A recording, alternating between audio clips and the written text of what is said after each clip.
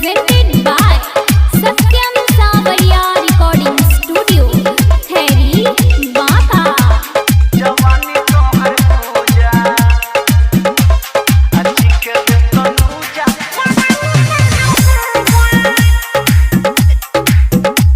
जवानी तोहर पूजा अभी आप सुन रहे हैं MK सावरिया को। तोरा को बन के गेंद में पिया के माजा के दे तनुजा जवानी तोहर पूजा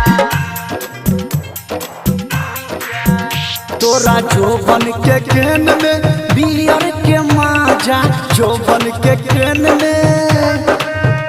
तोरा जोबन के केन में बियर के माजा अच्छी खेत तनुजा जवानी तोर भूजा अच्छी खेत तनुजा जवानी तोर भूजा चल हट।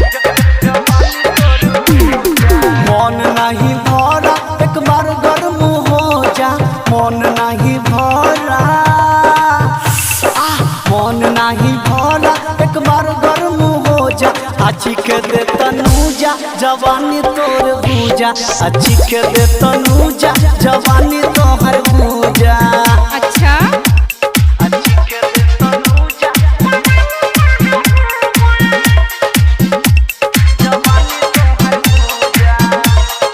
सत्यम सावरिया रिकॉर्डिंग स्टूडियो।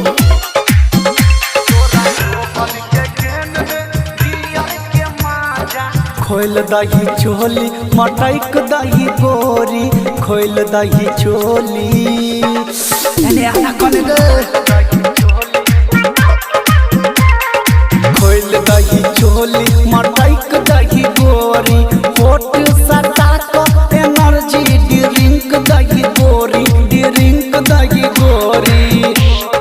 गाल खरबूजा कमर तोर चूजा गाल खरबूजा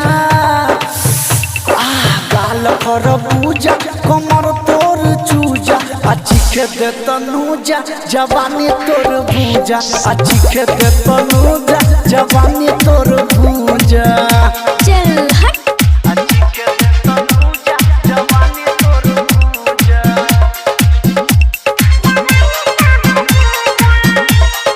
सत्यम सावरिया रिकॉर्डिंग स्टूडियो।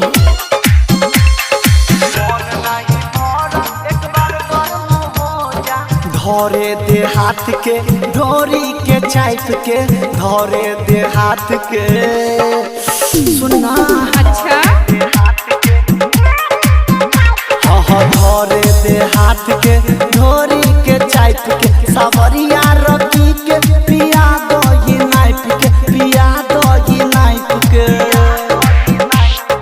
रंजन बिकी कहो करबो गई पूजा रंजन बिकी कहो सुना